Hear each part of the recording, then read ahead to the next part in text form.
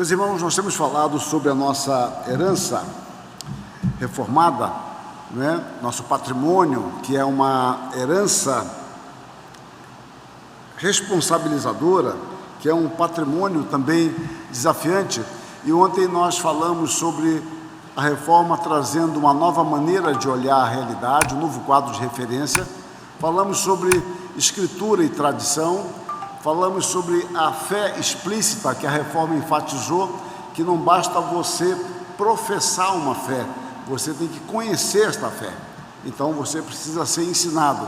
E na esteira disso, a reforma deu ênfase à pregação expositiva da palavra de Deus para que a igreja possa entender, estudar, compreender esta palavra.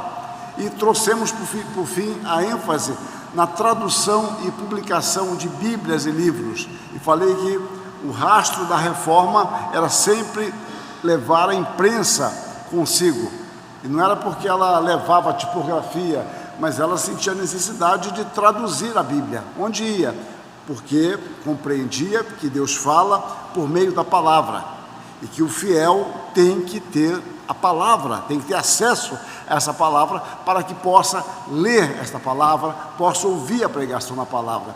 E junto com isso, a publicação de livros devocionais, livros teológicos. Então a imprensa, ela foi muito enriquecida com a reforma. E eu terminei dizendo que só que havia um problema grave com o qual os reformadores se depararam. O problema grave com o qual eles se depararam foi justamente o analfabetismo. Essa é uma questão séria. Não adiantava traduzir livros se havia o analfabetismo. Então, é uma coisa que você não pensa antes. Eu publico livros, traduzo, mas as pessoas não sabem ler. Então, a reforma correu atrás disso e vai gerar uma grande revolução no campo educacional. Lutero vai ser um grande estimulador da criação de escolas. Lutero não vai escrever nenhum tratado pedagógico, mas vai escrever cartas aos príncipes para que os príncipes obriguem os seus súditos a mandarem seus filhos para a escola. E ele faz uma comparação muito interessante. Ele fala, olha, quando há uma guerra, os príncipes determinam que seus súditos se alistem para a guerra. Bem, a luta contra a ignorância é muito séria, porque Satanás se vale da ignorância, se vale da superstição. Então, se essa luta é tão séria, vocês têm que obrigar também aos súditos a mandarem seus filhos para a escola, para que eles aprendam a ler e escapem da superstição. E com isso, aprendam a ler também as Escrituras, tenham uma cultura mais ampla. Isso foi tão forte na Alemanha, e Lutero contou com o apoio dos príncipes e de um amigo seu chamado Melanchthon, Philipp Melanchthon, que era amigo de Lutero e de Calvino, que a Alemanha se tornou insuperável até o século XIX. Então, até o século XIX, nenhum país na Europa competia em educação com a Alemanha. Então, Lutero cria escola, estimula a criação de escolas, o ensino obrigatório, ele estimula uma nova metodologia, não mais apenas ficar recitando, decorando, e ele vai citar Donato, por exemplo, como um dos mestres da Idade Média, que tinha escrito gramática, e ele diz que esse não é um método adequado. Então, ele não faz tratados sobre isso, mas você pode entender a ênfase que ele dá à educação. Nessa esteira, nós vamos encontrar João Calvino, jovenzinho ainda, com seus 27 anos, na sua primeira passagem por Genebra, faz uma coisa que alguns historiadores entendem que é a primeira escola de meninas. Eu não estou certo se é a primeira escola de meninas, mas certamente, se não foi a primeira, foi uma das primeiras escolas de meninas, porque as meninas eram relegadas ao analfabetismo. Se os meninos eram, as meninas mais ainda. Então ele cria, já em Genebra, em 1536, uma escola para meninas. A ideia é de levar a cultura, junto com isso, as Escrituras. As pessoas têm que ler a palavra de Deus.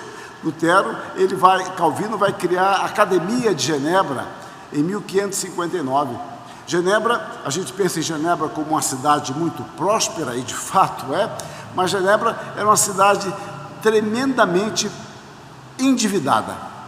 Genebra é uma cidade endividada, uma cidade extremamente promíscua na Europa, talvez uma das mais promíscuas da Europa. As prostitutas de Genebra eram famosas. Eu comparo Genebra a Corinto no Novo Testamento. Para mim não tem diferença, guardando as proporções de época e de tamanho de cidade, já que Corinto era muito maior do que Genebra. Genebra, no tempo de Calvino, tinha uns 12 mil habitantes. Ela chegou a ter 18 mil habitantes por causa da imigração forçada, porque muitos iam para lá por causa da perseguição feita por católicos a protestantes. E você não implanta uma reforma por decreto. Se o conselho de uma igreja, claro, isso não acontece aqui, como eu falei, meus exemplos eu fico até com vergonha, são tão etéreos, mas se um conselho de uma igreja determinasse, olha, a partir de hoje não vai haver mais fofoca na igreja, como se isso houvesse.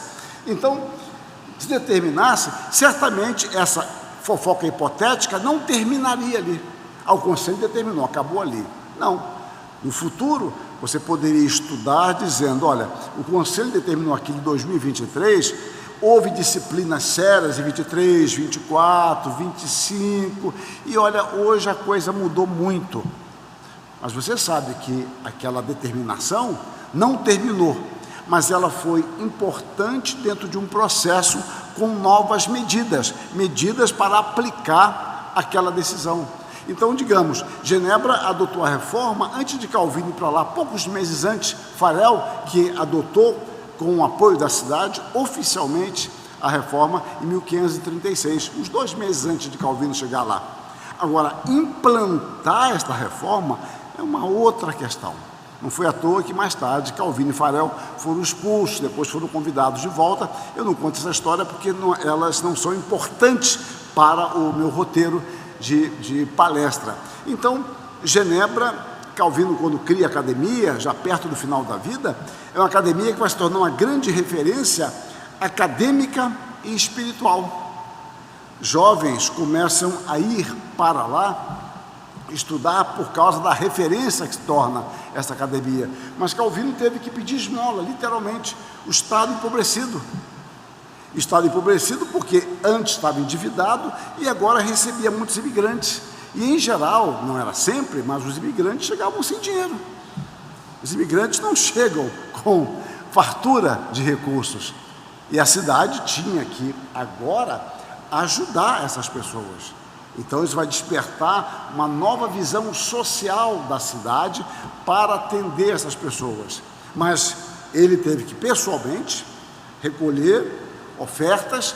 Havia algumas pessoas com mais recursos que ajudavam também para criar uma academia, tentando ver a sua gratuidade, que no início não conseguiu. Ele mesmo não conseguiu que a academia fosse gratuita, só mais tarde com o seu sucessor Beza. Essa academia de Genebra virou depois, mais tarde, a Universidade de Genebra, muito bem conceituada, sua biblioteca enorme. Basta vocês procurarem na internet que vocês vão achar, vão ter acesso a entrar na biblioteca, ver como ela funciona. Então, a Academia de Genebra é fruto da reforma, da ideia de que agora o cristão, ele não só tem que aprender a ler, a estudar, ele tem que conhecer todas as coisas. Ele tem que conhecer a arte, literatura, filosofia, astronomia, matemática, ou seja, era uma gama enorme de estudo. E essa escola também forma pastores. A Academia de Genebra, essa questão, eu só vou mencionar, eu não vou explorar isso, com toda essa ênfase acadêmica, vai ser um grande centro missionário. É impressionante. Algumas pessoas me perguntam se eu tenho algum livro que trate disso tudo que eu estou falando. Eu não tenho nenhum livro específico sobre isso tudo. Eu posso falar de alguma coisa que está em algum lugar. O que eu estou falando até agora, principalmente, está no meu livro Raízes da Teologia Contemporânea, ou João Calvino, 500 anos. Essa parte da Academia de Genebra é uma parte que não está escrita ainda em português. Eu escrevi no meu blog lá, uma série de artigos sobre o Espírito Santo, e eu tratei disso, como a academia gerava missionários. Os imigrantes iam para lá, alguns por perseguição, outros para estudar, e eles já eram crentes e se apaixonavam pelo ardor missionário na academia e queriam voltar para as suas cidades, para evangelizar as suas cidades. Mas eles sabiam que iam morrer. A Academia de Genebra se tornou na Academia da Morte, era apelido, Academia da Morte, porque ali muitos jovens iriam morrer logo. E acontecia isso mesmo, porque eles se formavam, voltavam para as suas cidades, muitos para a França, e a França cresceu muito, muito em termos de protestantismo, e houve as grandes guerras, e é muito interessante estudar a correspondência desta época na França, como Calvino lidava com isso, com os missionários, recebendo correspondência contínua, pedindo para eles não revidarem, mas é muito difícil não revidar. Eles foram massacrados, a França chegou a ter 1/6 da sua população protestante, e eles foram sendo massacrados aos poucos. Os huguenotes foram extintos, e essa é uma das causas remotas do que viria depois da Revolução Francesa. Mas a França perdeu sua grande chance de ser um grande país, e a gente acha que é um grande país quem está longe. Vá lá, ande por lá para você ver o que é. Passeie um pouco por Saint-Élysée, ande de metrô para você ver o que é aquilo. Bom, mas o fato, meus irmãos, é que a educação, o ensino, a ideia de ensinar as pessoas a ler, estudar. Então, entre os protestantes, isso agora que eu estou falando não é como protestante, eu estou falando baseando-me em autores que não estão preocupados com religião. Quando você faz um recorte entre protestantes e católicos, a alfabetização entre os protestantes era muito maior, a aquisição de livros muito maior, a posse de livros, a biblioteca e as leituras. É impressionante isso. Por que isso? Vejam só, por quê? Porque nós temos que ler a Bíblia que é a palavra de Deus. Então, você traz uma série de efeitos decorrentes a partir deste princípio. Não é à toa que o pai da pedagogia moderna é um pastor, que ele em geral é bem ignorado no Brasil, que é o João Amós Comênio, que foi influenciado pelos luteranos e pelos calvinistas. João Amós Comênio é o pai da pedagogia moderna. Em 1992, a Unesco declarou o ano de Comênios. Mas ele é olhado meio nariz torcido, mas é um pastor protestante, que é o pai da pedagogia moderna. A sua Didática Magna é uma obra magnífica de ser lida, estudada, quando ele trata da educação, visando sempre a glória de Deus. A educação não é apenas adquirir conhecimentos, mas é adquirir sabedoria, é adquirir princípios éticos para a vida, para glorificar a Deus por meio da utilização da sua cultura. É uma obra quase que devocional. Isso foi fundamental na evolução dos países protestantes. Isso apenas com uma amostragem. Então, a educação foi estimulada para que as pessoas pudessem ter contato com a Bíblia. É claro que a partir da leitura da Bíblia, novos horizontes vão se abrindo. Ontem eu fiz menção da tipografia no Brasil, uma coisa era proibido imprimir livros no Brasil. Tem um livro muito famoso, O Diabo na Biblioteca do Cônego, de Mariana. É um livro famoso, esse livro, do Frieiro. Ele é uma devassa feita na biblioteca de um homem que foi perseguido por causa da Inconfidência Mineira. Então, a devassa é feita na sua biblioteca, o que aquele homem tinha de livros. E na época, no século XVIII, XIX, não podia entrar obra de homens iluministas, deístas, filósofos, elas eram censuradas. E a discussão é como é que aquele padre de Mariana, aquele bispo de Mariana, tinha acesso a essas obras, porque eram contrabandeadas de forma muito suspeita, porque havia uma mesa censória que não deixava entrar Bíblias no Brasil, nem livros proibidos pelo índex. Há um caso de um protestante, eu descobri que ele era protestante por um acaso, não vou dar detalhes sobre isso, Henry Coster, que era um inglês radicado em Portugal, veio morar em Pernambuco por questão de saúde, e os pernambucanos chamavam ele de Henrique da Costa. Não conseguiu falar o nome dele, era Henrique da Costa. E ele tem um livro hoje raro chamado Histórias do Nordeste do Brasil, que ele tentou trazer seus livros para o Brasil e na alfândega não deixaram. Ele falou, gente, é livro de ciência, mas não quiseram deixar. E ele ficou insistindo. Um amigo dele mais antigo, no Brasil, falou, olha, fulano, esse povo aqui é esquisito. Você retirava logo esses livros antes que ele não deixe nem você tirar. Ele pensou e retirou os livros dele.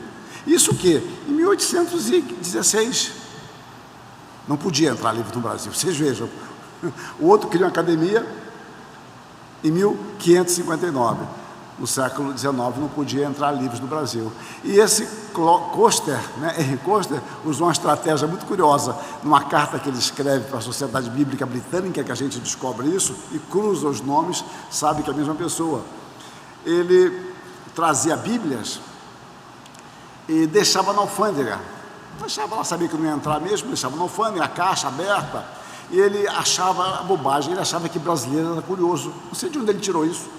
Bom, ele achava que brasileiro era curioso, e o brasileiro passava, olhava ali, uma caixa aberta de livros, aí pegava o livro e levava. E ele ia lá na alfândega de vez em quando, via a caixa, como é que estava. Quando a caixa estava vazia, ele colocava outra, e aí, tal. E depois ele escrevia, em uma dessas cartas que eu tive acesso, ele pediu na Sociedade Bíblica Britânica que mandasse mais caixas de livros, porque aquela tinha se esgotado. Uma forma que ele usava para distribuir Bíblias no Brasil. E isso em 1816. A coisa vai melhorar um pouco depois de 1824, por aí, porque houve a primeira Constituição brasileira. E a primeira Constituição brasileira, que não foi promulgada, ela foi outorgada, os advogados sabem disso, é a Constituição mais liberal de todas da América Latina, na época. Ela apresenta a primeira abertura para o protestantismo no artigo 5º, quando ela diz que todas as religiões, que o catolicismo é a religião oficial, mas as demais religiões serão toleradas, desde que seu culto seja na sua língua materna e tenham reuniões em casas que não tenham aparência de templo. Eu estou fazendo uma paráfrase aqui, minha memória é terrível. A ideia era o seguinte, foi entender depois, a aparência de templo não poderia criar casas com sino nem com torre. Para eles, templo tinha que ter torre e sino. Então, os protestantes começaram a se reunir, mas protestantes ingleses, porque tinha um acordo com os ingleses desde 1810, e aquilo facilitou na Constituição. E isso vai abrir mais tarde para a vinda primeiro dos metodistas, depois dos congregacionais metodistas, em 1835, foram eles que criaram a escola dominical no Brasil, não foram os congregacionais, foram os metodistas. Depois os congregacionais, em 1855, depois os presbiterianos, em 1859. E houve muitas disputas quanto a isso também, mas não vem o caso, eu estou só dando uma fugidinha aqui para fazer comparações, a ideia de Bíblia, trazer Bíblias. E estes homens, em geral, chegavam como comportores. Em geral, esses homens eram agentes da Sociedade Bíblica Americana ou Bíblica Britânica. E eles traziam Bíblias traduzidas pelo padre Figueiredo. Por quê? Porque alegava-se que a nossa Bíblia poderia ser falsificada. Então, traduzida é a mesma Bíblia que a Igreja Católica adota. Não tem problema. Eles distribuíam essas Bíblias. E isso foi sendo um trabalho magnífico, mas é assunto para outra palestra e não sou eu a pessoa para isso. Bom, voltemos aqui. Ensino, academia, tipografia. Vejam os efeitos culturais que nós herdamos isto e veio nos influenciar. E hoje eu fiz menção como nós fomos criados sendo o povo da Bíblia. Eu fiz menção, onde eu fui criado, não sei se em Bauru também era assim, os crentes eram chamados de Bíblia. Quando era criança, os meninos quando queriam me distanciar, falavam, ele é Bíblia, ele é Bíblia. Ele é Bíblia, que só tinha um rótulo, ele é Bíblia, que significa que ele não é católico. Bom, um outro aspecto ligado à reforma, as confissões. As confissões, elas estão numa segunda fase. No primeiro momento, há um bloco de pessoas evangélicas, protestantes, que discordam da Igreja Romana. Muito bem. Com o passar do tempo, isso está consolidado, e eles começam a entender que isso está consolidado, mas que nós não pensamos igualmente. Nós temos diferença entre nós. Nós sabemos que não somos católicos, mas nós temos diferença. Quanto a, por exemplo, sistema de governo, Santa Ceia foi um assunto que deu muito debate. Quanto a aspectos da salvação, embora isso não deu tanto problema de início, o aspecto soteriológico. Então, o melhor caminho era agora você delimitar aquilo que você crê. Aliás, a própria palavra definição, a origem etimológica de definição, é de delimitar. Delimitar. Tem um raio enorme e você agora delimita. A igreja foi, aos poucos, criando as suas confissões.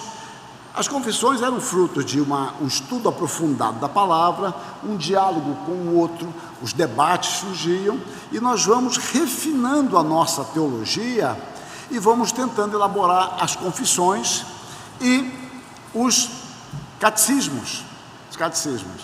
E também, essas confissões e catecismos, elas são chamadas tecnicamente de credos. Deixa eu tentar explicar isso para não gerar mais confusão ainda. Grosso modo, nós chamamos de credo uma confissão pequena, credo apostólico pequeno. Nós chamamos de confissão um credo expandido, confissão de Westminster. E chamamos de catecismo uma confissão em forma de pergunta e resposta. Em geral, nós chamamos isso. Essa tríade é feita assim. Mas uma forma de chamar tudo isso é de credo. Nós podemos falar assim, aos credos da Igreja Presbiteriana. Chamamos de credo tudo aquilo que a gente confessa e colocamos tudo dentro da palavra credo de uma forma mais ampla. São formas que a gente usa às vezes para tratar disso. Voltemos às confissões. Dentro desse período chamado de confessionalista, e aqui é um desafio que eu acho que nós devemos perseguir, há uma tentativa de ser o mais profundo possível e o mais simples possível. É muito difícil isso. Ou seja, você vai tentar ensinar a doutrina com profundidade, com precisão e com simplicidade. Eu falo para meus alunos que é fácil você ser superficial e obscuro, mas ser profundo e simples é muito difícil. E para você tentar ser simples, você tem que conhecer muito bem. Quando eu vou fazer bolo, teólogo também, eu sou bom nisso. Vai fazer o bolo, a receita da Flashman, é muito bom, bolo de aipim, mas dá uma melhorada lá. Então, eu tenho tudo anotadinho. Primeira coisa, penso, logo existo. Tá, estou aqui. Primeira coisa é essa. Aí vou ler anotações, tal. Uma pitada de não sei o que lá, uma pitada, tal. 200 mililitros de leite integral. Aí você bota lá 200, certinha a medida, tal. Por quê? Porque eu não faço isso sempre. É uma vez ou outra na vida, uma vez por década, uma vez por ano, quando estou de férias, tal. Se minha esposa for fazer isso, ela bota aquilo num copo mais ou menos, joga ali dentro, quebra os ovos, e eu ainda estou lá, não penso, logo existo. Por quê? Porque tem prática. Lembram vocês quando começaram a dirigir? Como é que era? Começava com um Pai Nosso, abria a porta do carro, sentava, cinto agora. Primeiro, pé na embreagem para poupar o arranque, né? É importante isso, se não for carro automático, ligar o carro, ponto morto e tal, e assim morri o carro. E agora o que eu faço? Sabe uma coisa? Eu vou para a cama de novo, eu só sei esse processo, para a cama, levanto, vou para o carro, porque às vezes é difícil pegar o processo no meio. E a gente vai aprendendo. Chega um momento que você não pensa mais nisso, você faz com naturalidade. Então, o que eu quero dizer é que você só consegue simplificar algo sem perder conteúdo se você dominar o assunto. Eu falo isso para a igreja. Às vezes a igreja fala assim: pastor, não fala isso comigo não, fala com outros. Pastor, o senhor trouxe aquele sujeito aqui, ninguém entendeu nada, mas também ele é muito culto. Não, se ele fosse muito culto, vocês teriam entendido. A lógica é essa. Se o sujeito é muito culto, você entende. Você não entende o iniciante. O iniciante está engomado até. Ele está todo engessadinho, e é natural, ele não tem segurança. O outro não, ele consegue dialogar e simplificar a coisa. Então as confissões eram os grandes teólogos da igreja tentando apresentar algo profundo e simples dentro da complexidade do assunto. Isso foi muito importante para a reforma e nós temos nossa herança de nossas confissões. E os credos de Westminster, que é a confissão de Westminster, e os catecismos, são belíssimos. E não são eles apenas. O catecismo de Heidelberg é um dos mais lindos da reforma protestante, o catecismo de Heidelberg. É belíssimo, belíssimo. O diálogo dele, a forma dele é muito pastoral. Eu nunca vi alguém não gostar do catecismo de Heidelberg. Alguém disse que ele tem um dom de línguas, porque ele é traduzido para vários idiomas, sempre foi traduzido. Ele é muito querido, o catecismo de Heidelberg, por exemplo. Um outro aspecto está ligado ao culto. Eu mencionei ontem que na Idade Média isso prosseguiu. O culto era apenas algo para ser sentido. Você tem que sentir coisas, sem entender nada. Então, você cria um ambiente, os vitrais, a iluminação, lugar mais escuro, lúgubre, ali, a maneira de você se sentar, se posicionar, o padre de costa, né? Se de costa ninguém ouve, de costa, né? Então, ele de costa, fazendo os ritos, tal. Você não entendeu nada, mas sentiu a energiazinha. Eu também sinto alguma coisa de vez em quando. Bom, a reforma fala: não, o culto tem que ser compreendido. Aí vem pregação expositiva. A igreja tem que entender. Pregação tem que ser clara. Mas isto exige da igreja também um compromisso de tentar entender. Isso muda muitos conceitos. A igreja, você não vem para o culto para relaxar. Você não vem para o culto para relaxar. O culto, ele requer um grande envolvimento. Peraí, eu falei que ia falar de tópicos, né? Essa parte de confissões aqui eu trato mais no meu livro Eu Creio. Culto inteligente, no meu livro Princípios Bíblicos da Adoração Cristã. É um livro só sobre culto. Bom, vamos lá. Você vem à igreja, você tem pressões externas e internas. Externas. Vamos lá. Você deixou seu carro longe da igreja. Aqui em Bauru, todo mundo é santo, aqui todo deixa a chave na ignição, porta aberta, né? Isso aqui é uma beleza. Mas não é assim em São Paulo, né? Não é assim não?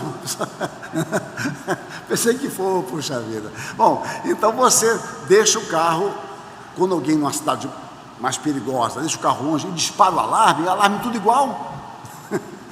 É interessante o semblante das pessoas. Está orando, tocou o alarme, abre o olho. Senhor, eu te entrego, Senhor, o alarme tocou, não entrega não. Igual aquelas plaquinhas, né? Propriedade do Senhor, vende-se. Bom, então você começa a ficar preocupado. Bom, a sua esposa pergunta uma coisa que o marido... Esposas, não perguntem isso ao marido, ele não sabe. Qual a pergunta? Eu desliguei o gás?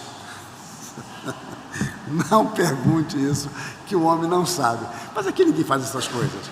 Mas Alguma mulher já veio, já deve ter vindo para a igreja. Gente, eu desliguei o gás.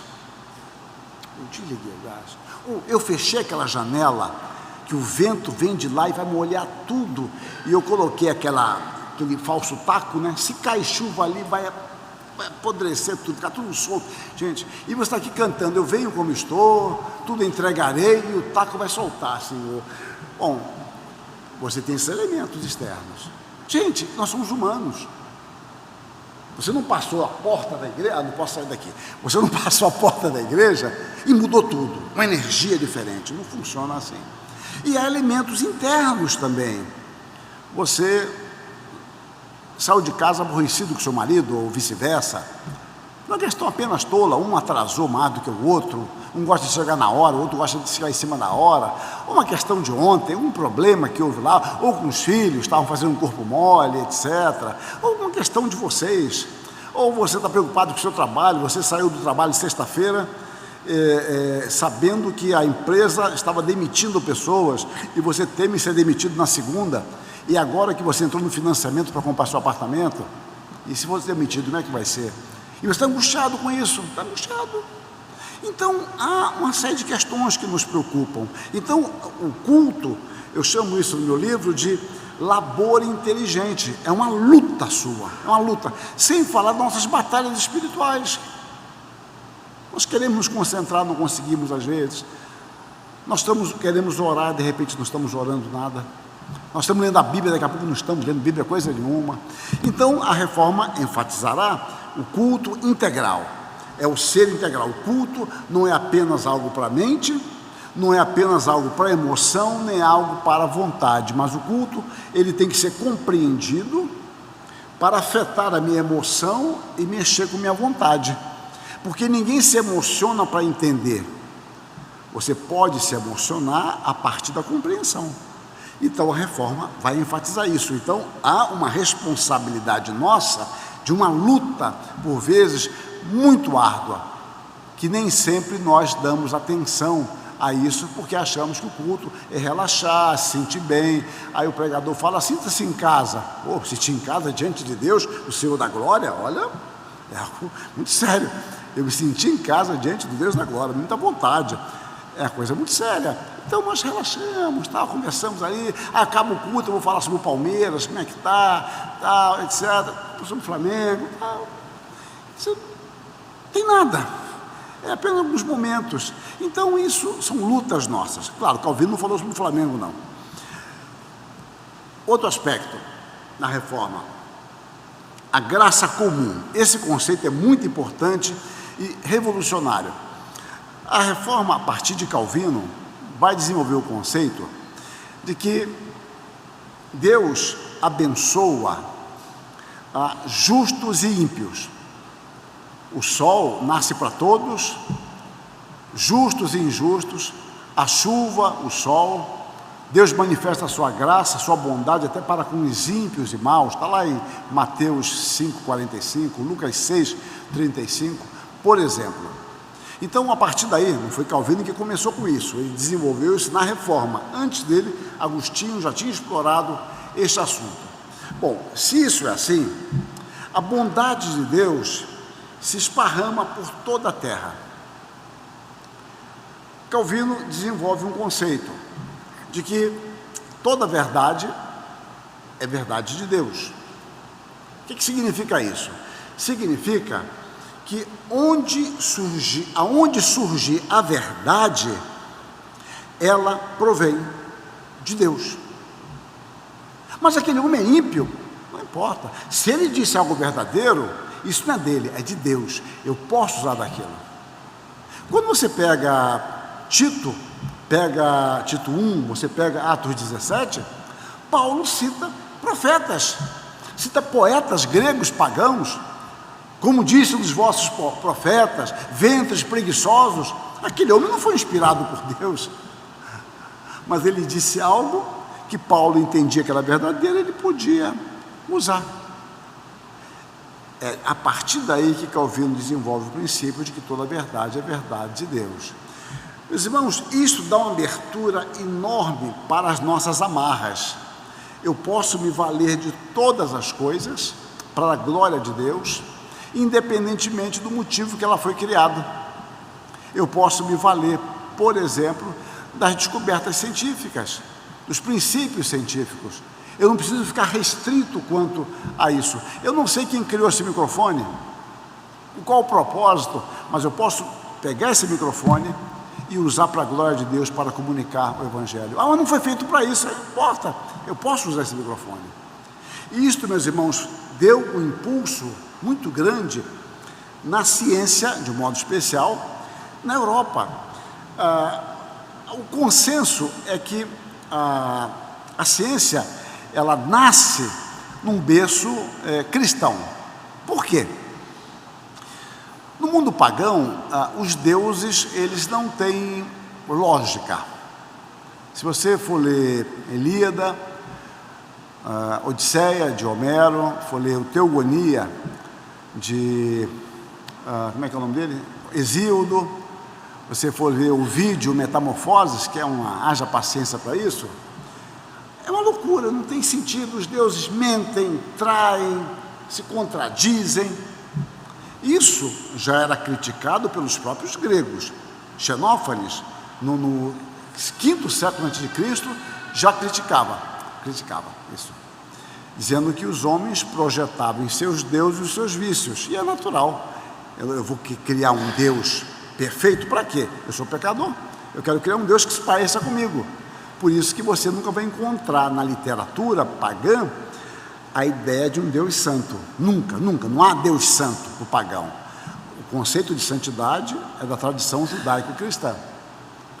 Bom, então, a palavra de Deus vai nos mostrar que nós temos um Deus inteligente. Se você pegar Gênesis 1:1, ali nós já temos um resumo teológico magnífico. No princípio criou Deus os céus e a terra. Simples, mas mostra que há um Deus inteligente, que tem poder para criar. Ali marca o princípio de tudo, ali marca o princípio do espaço e do tempo, ali marca um Deus que antecede a criação, que não se confunde com a matéria, que a matéria começa com ele, porque ele no princípio cria todas as coisas. Só pegar Gênesis 1:1 dá para fazer uma semana teológica aqui, para explorar esse assunto. O cristianismo, a fé cristã, judaico-cristã, crê na ordem das coisas. Como é que diz o salmista? O Salmo 19, o sol nasce e se põe. Amanhã é a mesma coisa. Por quê? Porque Deus criou assim. O sol nasce e se põe. Então o nosso Deus é um Deus de ordem. Há uma ordem na natureza. Qual é a ordem? Eu não sei. Eu não sei qual é a ordem, mas nosso Deus é Deus de ordem. Então eu posso estudar os fenômenos da natureza, que nesses fenômenos há uma ordem, porque procede de um Deus de ordem. E se eu descobrir essa ordem, eu posso descobrir como funciona essa natureza, porque Deus criou assim. Meus irmãos, essa sacada foi fundamental para a ciência moderna. E grandes cientistas eram cristãos. Francis Bacon era cristão, Isaac Newton era cristão, Locke, cristão, Leibniz, cristão. É muito interessante observar isso. Se você for observar a Academia Britânica, ela, na sua fundação, quase todos, se não todos, eu não estou lembrando agora se são todos, eu tenho essas atas, mas não me recordo, vou dizer quase todos, é melhor do que todos. Depois tem um lá e me lasco aqui. Eram puritanos. Academia de Ciência Britânica.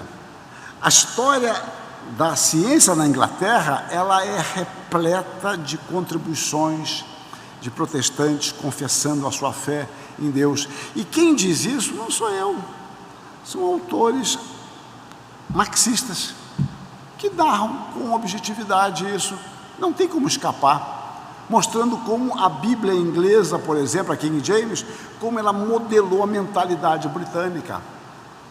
Então, por trás disso há o princípio que toda a verdade é de Deus. Eu posso me valer de todas as coisas, eu não tenho problemas com isso. A ciência evolui, ela avança, e a fé caminha junto com isso. E isso chega dos Estados Unidos também. Quando o seminário do Rio foi criado, o primeiro seminário presbiteriano, em 1867, e veio o material de Princeton, junto com livros, bíblias, tal, vieram tubos de ensaios.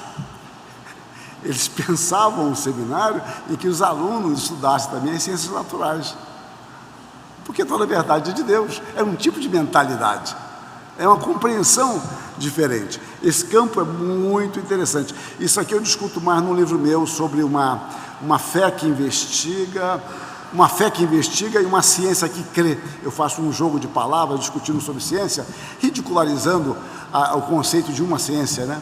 A pandemia mostrou que não há uma ciência, são várias ciências, porque todo mundo falava que era ciência e os relatórios entravam em conflito todo dia. Olha, o relatório científico, a vacina é boa. Olha, o relatório científico, a vacina não é boa. Afinal de contas, o que é ciência? Nós estamos presos ao modelo iluminista do método científico? O método científico é suficiente para explicar toda a realidade? É claro que não é. Bom, mas nós vivemos ainda nesse modelo. Mas eu discuto isso lá. Mas vamos voltar aqui. A ética do trabalho e vocação. Isso aqui eu gosto muito. Ética do trabalho. Calvino foi quem mais explorou este assunto.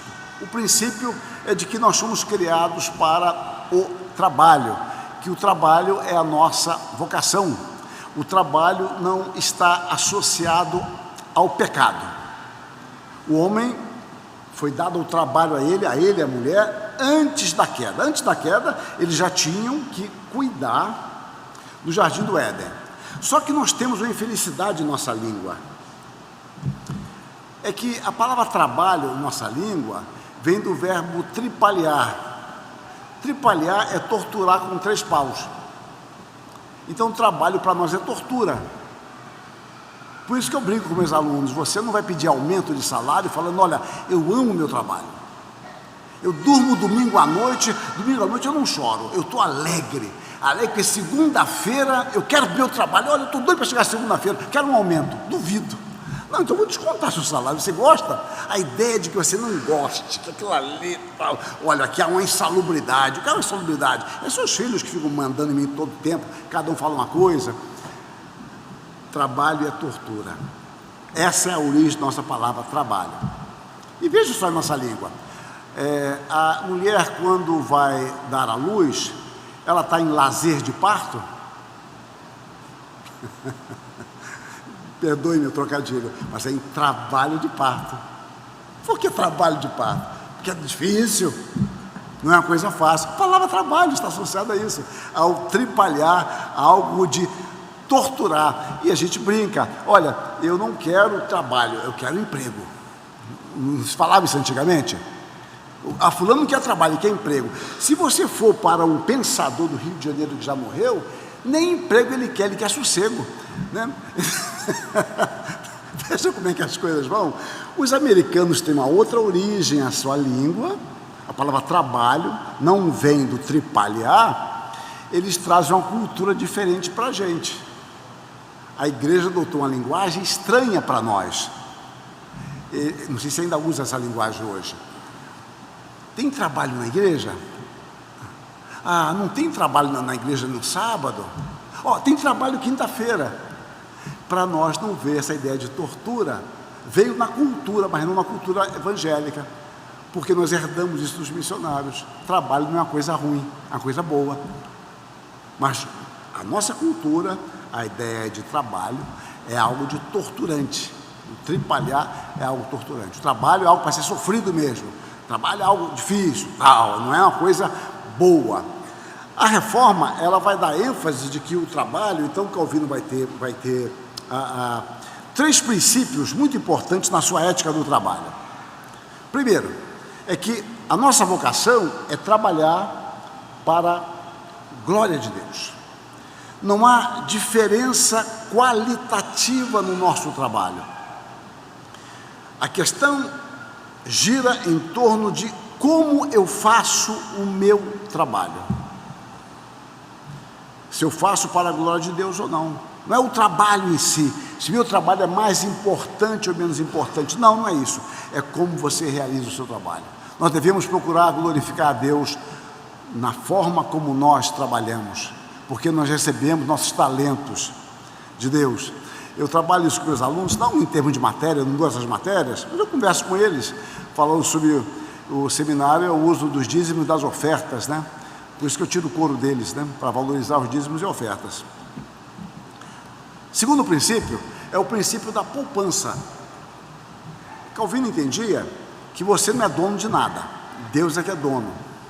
Então você tem que aprender a gerenciar os bens, porque Deus vai te pedir conta. Deus lhe confiou. Deus lhe confiou os bens, Deus lhe confiou seus filhos, para você administrar isso. E você terá que prestar contas a Deus de como você usou da sua vida, do seu tempo, dos seus recursos, de tudo. Deus que é o Senhor. Tem um hino belíssimo, antigo, que fala: o mundo é de meu Pai. O Salmo 24, tudo pertence a Deus. E o terceiro princípio é da frugalidade. Frugalidade. O que é frugalidade? É um uso discreto dos bens que você tem. Então, ou seja, eu não sou um perdulário. Não é porque eu tenho muito que eu vou gastar muito. Pode observar, se você teve o seu salário duplicado de um mês para o outro, você foi promovido e o seu salário duplicou, no primeiro mês você não sabe nem o que vai fazer com aquele dinheiro. No segundo mês você já soube. Está tudo comprometido já. Tudo igual o mês passado, está tudo certinho. Você arruma coisa, etc. Você muda seu carro, reforma na casa, etc. Vai arrumar alguma coisa para uma recalchutagem aqui, acolá, no cônjuge e tal. Bom, mas o fato é que aquele dinheiro está comprometido. Então a ideia é você ter a vida frugal. Você não gasta desnecessariamente. Por que isso? Porque primeiro, você está gerenciando o que Deus lhe confiou. Segundo motivo é que você tem a sua poupança para ajudar o seu irmão. Por que isso? Porque nós somos agentes da providência de Deus. Deus socorre as pessoas também por nosso intermédio, como Deus nos socorreu por intermédio de outros. Então nisso há um processo educativo, a não sermos gastadores, a fazer o nosso trabalho da melhor forma possível, a pouparmos. Um efeito colateral disso, que Calvino nem pensava nisso, mas um efeito colateral, é que a economia cresce, né? A economia cresce. Aí vamos falar que Calvino é marxista, desculpe, é pai do capitalismo, né? Aí todo mundo vem com aquela conversa de Max Weber. Max Weber não leu Calvino, ele não cita Calvino nenhuma vez. Max Weber trabalhou com os puritanos 200 anos depois. É importante ver isso. E quem fala isso nem leu Max Weber também. É outro problema. Calvino, quando você vai ler os comentários dele, aí eu trato disso no meu livro sobre o Salmo 15, Vivendo com Integridade, e no meu outro livro sobre o homem no teatro de Deus. Ele fala, olha, se você quiser olhar quem Deus escolheu e quem Deus não escolheu pela riqueza, você está perdendo o seu tempo, que Deus muitas vezes enriquece materialmente, abençoa materialmente o incrédulo muito mais do que um crente. E quando você pega os livros de segundo grau, agora eu que estou dizendo, tem em geral um parágrafo ou 2 parágrafos para Calvino e Lutero. Quem era Calvino? Era um ditador de Genebra, que é uma bobagem desses jumentos. Calvino nem cidadão de Genebra era, ele não podia nem votar ele podia. Ele não tinha voto. Era um ditador de Genebra que acreditava que um sinal da eleição, da sua salvação, era a riqueza, pai do capitalismo. Quem escreve isso é jumento, com todo respeito ao jumento, porque é um negócio. Isso se repete há décadas. Você vai à universidade falar sobre isso, aí é a mesma coisa. Não leram, não estudaram. Aí vem aquela questão que eu falei, acho que foi ontem que eu falei aqui, se não falei que deveria, da má vontade, da boa vontade. Como eu gosto desse negócio, eu não quero nem ler, isso aqui eu absorvi. Aí, essa aqui é legal, essa tese é legal, tal. Então, absorve-se o gostar desse tipo de assunto. Bom, mas voltemos aqui então. Então, observe a ética do trabalho, da vocação. Isso foi algo extremamente revolucionário na economia. Genebra evoluiu grandemente e nos países protestantes isso passou a crescer. Vamos atualizar isso? Puxa, meu tempo está indo embora, gente. Eu vou ficar hoje até às 11h, está com sono, amanhã ninguém trabalha. Então é o seguinte, o cachorro quente vem aqui. Ah, é pizza, né? Se vocês ficarem na igreja muito tempo, eu tenho vontade de ir para o lado, mas eu não posso, o microfone me prende aqui. Estou amarrado no bom sentido. No bom sentido. Pregador amarrado é terrível, né? Se vocês ficarem muito tempo na igreja, numa igreja, eu creio que vocês estão aqui alguns de vocês estão aqui há muitos anos, ou de outras denominações, podem estar há muitos anos. Eu sou de terceira ou quarta geração de presbiterianos, que não quer dizer grande coisa, mas sou, pronto. Se você ficar muitos anos na igreja, pastoreando como membro, se você for olhar, em geral, aquelas famílias progrediram muito socialmente. É um fenômeno muito curioso. Comece a observar. Se você tem 3, 4 famílias, gerações, pode ter tido um problema, a empresa do seu avô quebrou, algum problema assim. Mas, normalmente, você chega na igreja, eu já pastorei em igrejas em comunidade, não em comunidade, igrejas de classe média, alta, classe média baixa. Só não pastorei gente rica ainda. Mas classe média para baixo, não tem igreja que não tenha pastoreado. Você chega na igreja lá, não tem nenhum jovem universitário. Eu já tive experiência assim. Aí daqui a pouco aparece um jovem, cabeça rapada. Vai para a universidade e tal, interessante. Os adolescentes ficam olhando para ele, né? O menino ali entrou, ele passou na universidade, o curso, legal, alegria. Ele fica sendo o bicho, né? Ali na igreja. Bom, fica ele há mais uns 2, 3 anos, 4 anos, ele está lá na faculdade, ralando, de vez em quando ele conta alguma coisa, tal. Aí tem 3 daqueles adolescentes que passaram em vestibular. 3. Antes daquele não tinha ninguém, agora tem mais 3. Passa mais uns 4 anos, esse menino já se formou. Se ele não se mudou, cidade do interior às vezes sofre, porque o sujeito vai embora, né? E se for muito pequeno, no meu caso de Bauru, não tem emprego, o cara vai embora. Bom, daqui a pouco nós temos aquele menino formado, mais uns 3 formados, tem uns 10 meninos na faculdade, alguns deles têm um bom emprego, e agora está ajudando a família dele, outros estão com outras perspectivas, são presbíteros, diáconos ou líderes na igreja. E, olha, em 20 anos, se essa igreja não sofrer nenhum movimento de grande mudança social, movimento social, o geográfico, é uma outra igreja socialmente. É um fenômeno muito curioso. O motivo principal disso é a bênção de Deus, eu não tenho dúvida. O motivo secundário é que a igreja, ela estimula consciente ou inconscientemente ao estudo, no próprio nível.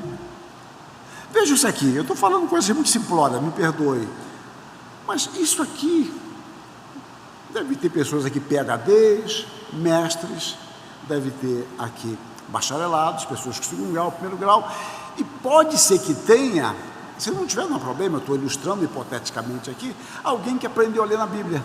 Eu já pastorei várias pessoas que sabiam que era a palavra jactância, mas não sabiam que era contemporânea. Por quê? Porque jactância está na Bíblia, mas contemporâneo não, nas traduções antigas. E onde você vai encontrar um ambiente que todos estejam juntos, tendo ocasião de conversar com naturalidade sobre assuntos tão variados. A igreja, e acima disso está a bênção de Deus. A igreja, com todos os defeitos que tem por culpa nossa, somos pecadores, ela nos estimula a crescer, a desenvolver. É algo muito natural. É que a gente está dentro do barco, a gente não percebe, mas sai um pouquinho, não do microfone, sai um pouquinho e dê uma olhada para você observar. O caminho natural é esse. foi evoluindo. Olhem as suas famílias, salvo algum problema específico. Eu quero chegar no meu último ponto agora aqui. O último é só uma estratégia psicológica, ele equivale a todo o resto. Com o pé levantado. Com o pé levantado. Essa expressão eu tiro de uma carta de Calvino. Em 5 de agosto de 1563, Calvino escreve uma carta a Madame Coligny. Ela era esposa de um grande aliado de Calvino, chamado Almirante Coligny. E num trecho desta carta, aqui tinha umas fotografias que eu tirei em Paris, de uma estátua dele, mas não veio um caso aqui. Em meio a palavras de conforto, ele diz a ela, que também tinha aflições, ele fala assim, olha, as aflições servem para nós como remédios, para nos purificar das infecções mundanas e remover o que é supérfluo em nós. E como são mensageiras da morte, devemos, aí aqui eu grifei, aprender a ter um pé levantado para partir quando aprouver a Deus. Ou seja, vivamos a nossa vida, passemos por aflições, não importa, mas mantenhamos o pé levantado. É como se estivesse deitado com o pé levantado, pronto para partir. Digo eu agora, nós somos peregrinos, somos estrangeiros e hóspedes neste mundo. Eu gosto de dizer que nós somos estrangeiros residentes. Nós não somos daqui, mas estamos residindo aqui. Nós não vivemos escravizados à carne. Portanto, trabalhem, progridam, tenham conforto dentro de suas possibilidades, mas não esqueçam de ter o pé levantado. Estudem, leiam tudo o que puderem, escrevam livros e artigos, mas façam isso com o pé levantado. Casem-se, deliciem-se com a vida conjugal, tenham filhos, curtam suas famílias, mas não se esqueçam de ter o pé levantado. A ideia é, não se apeguem aqui exageradamente. Torçam para os seus times, nem que seja o Corinthians ou o Santos, mas tenha o pé levantado, mesmo na segunda divisão. Sejam empregadores justos e bons empregados, glorificando a Deus no que fazem, mas mantenham o pé levantado.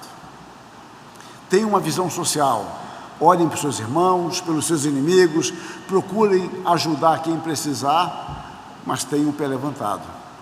Participem alegremente de um churrasco com amigos, pratiquem esporte, chorem pela perda de um ente querido, contudo, sem esquecer de ter o pé levantado. Eduquem seus filhos da melhor forma possível, oferecendo-lhes a melhor formação, acompanhem o seu crescimento e desenvolvimento, mas permaneçam com o pé levantado. Ajam de forma intensa na cultura, modificando, consolidando e transformando por meio de um comportamento digno e coerente. Façam, contudo, com o pé levantado. Evangelizem, participem ativamente dos trabalhos de suas denominações, tenham, contudo, o pé levantado. Deus nos chama para a sua glória. Nada se compara a isso. Não há destinação mais nobre e sublime. Nós somos chamados à glória de Cristo. Entre as instruções dadas por Calvino antes de morrer, consta esta: eu desejo que meu corpo, após a minha morte, seja enterrado de forma comum para aguardar o dia da bendita ressurreição. E de fato, ninguém sabe onde Calvino foi enterrado. Eles colocam uma plaquinha lá para enganar turista, mas ninguém sabe. Ele quis que não tivesse nenhuma lápide onde ele foi enterrado, e ninguém sabe até hoje. Mas o que eu quero destacar é para aguardar o dia da bendita ressurreição. Você já se sentiu honrado por um convite bastante seleto? Já se sentiu desqualificado ou desconsiderado por não receber um convite para uma festa de casamento de pessoas próximas? Isso para mim foi uma descoberta, né? Eu vim de uma cultura muito modesta, em que o convite de casamento era lido pelo superintendente aqui na frente e afixado no placa. no mural da igreja. Todo mundo ia, ninguém levava presente, é verdade, mas todo mundo ia. E depois eu cheguei em Maringá e vi que a cultura era outra. O errado era eu, que o convite não era lido pelo superintendente. O convite era mandado para algumas pessoas. Para mim aquilo foi um escândalo. E de repente eu que sou o escândalo, né? Mas isso tem uns 20 anos já que eu aprendi isso. Era muito estranho, não sei se está bem entender. Para mim, toda a igreja é convidada. Agora não, eu vou aprender que não, nas igrejas. E vai até cair a ficha que não dá para... Se todo mundo resolver ir, até os excluídos por ausência na escola dominical resolverem ir, como é que vai ser o negócio? E em buffet, né? Como é que vai pagar por pessoa? Mas até eu entender esse negócio, gente, deu muito trabalho. Bom, e aí entender que a minha filha pode ser convidada para um casamento, eu e minha esposa não. Ou eu e minha esposa podemos ser, e minha filha não. Aqui deve funcionar assim também, não funciona? Mas o burraldo aqui demorou a aprender isso, né?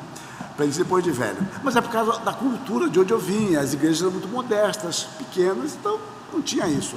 Então, por isso que eu estou falando, você já se sentiu desqualificado ou desconsiderado por não receber um convite para uma festa de casamento de pessoas próximas? Tem pessoas que ficam magoadas com isso, né? Pois bem, saiba que Deus nos chama à glória. Isso nos basta, não como prêmio de consolação, mas porque não temos vocação maior. O Senhor de todas as coisas, de toda a realidade, visível e invisível, nos destina à glória de seu Filho amado. Mantenhamos em tudo o pé levantado. Eu faria agora as considerações finais, mas eu não vou fazer, eu quero ir direto para uma ilustração final.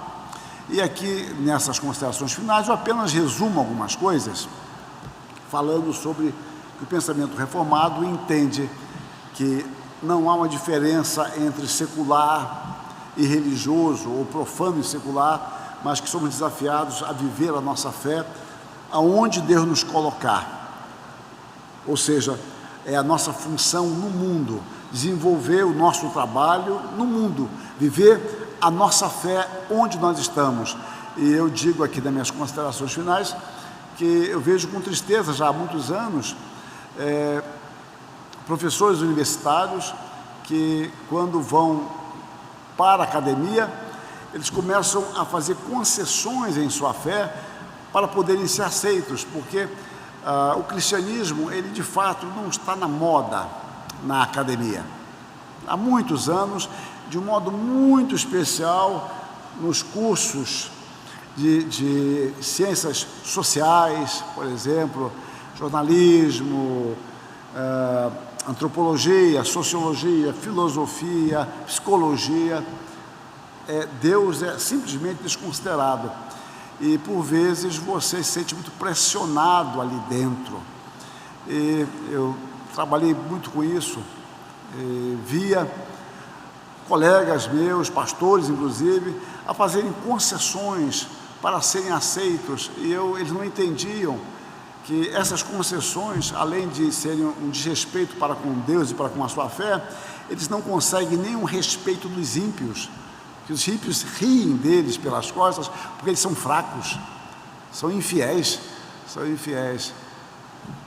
Deus é o Senhor de toda a verdade. Ou nós cremos nisso ou não cremos que Deus é o Senhor de todas as coisas. Não há uma dicotomia entre o saber científico e o saber religioso.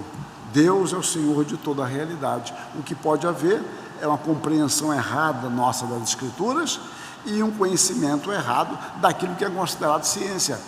Uma ciência definitiva não existe. Toda ciência é provisória. E é por isso que ela progride sempre, ela está sempre evoluindo. Se você acha que não é assim, quando tiver que fazer um transplante, pegue um médico que parou de estudar nos anos 70 e faça com ele. A ciência é definitiva. Será que é assim? Não, não funciona assim. A ciência, ela está avançando, e nesses avanços há retrocessos, há descobertas, há evoluções, e assim caminhamos. E eu concluo, para não cansar vocês exageradamente, com uma ilustração que a aplicação é minha, mas a ilustração é dele, de um pastor que eu não conheci pessoalmente. Ele era pastor da Igreja Unida em São Paulo, o reverendo Miguel Riso Júnior, eu só o li bastante quando eu era jovem, mas não o conheci. Eu acho que está no livro dele, Lendas e Fatos. É que havia um homem que ele passou a vida inteira dele, digamos assim, sentado em cima de uma pedra, mas não era à beira do caminho, não. Mas estava numa pedra, pedindo esmola. E os comerciantes o conheciam ali. Isso era uma cidade na Índia. Foi de anos e anos, os comerciantes conheciam. Depois, os filhos desses comerciantes que herdavam as lojas de seus pais conheciam. Os netos conheciam também, porque viam, o pai levava, ele desde pequeno, ó, fala aí, fulano. Ele falava, um homem conhecido. A pessoa levava uma comida para ele, alguma coisa, algum remédio quando ele adoecia. Aquilo ficou ali a vida inteira. Ninguém sabia nada dele. Só sabia que ele era um homem simpático, envelheceu ali e morreu ali. E quando ele morreu, houve uma certa comoção por parte daqueles comerciantes. Fizeram uma vaquinha, pensaram, vamos enterrá-lo, enterrar onde, aqui, acolá. Aí alguém deu a ideia, vamos enterrá-lo ali, gente. Olha, eu desde moleque, que eu vi ele ali. E meu pai já me contava que na adolescência ele já estava lá. Vamos enterrá-lo ali. Bom, houve um acordo, removeram a pedra e começaram a cavar. E quando começaram a cavar, esbarraram com algo mais sólido. E ali era uma caixa dura, grande. E naquela caixa tinha um tesouro valiosíssimo, de pedras preciosas, ouro, diamante, rubi. Aqueles homens ficaram estupefatos. E assim foi. Descobriram então que aquele mendigo, ele passou a vida inteira sentado em cima de um tesouro que ele não sabia, pedindo esmola. Esse mendigo pode ser nós, presbiterianos.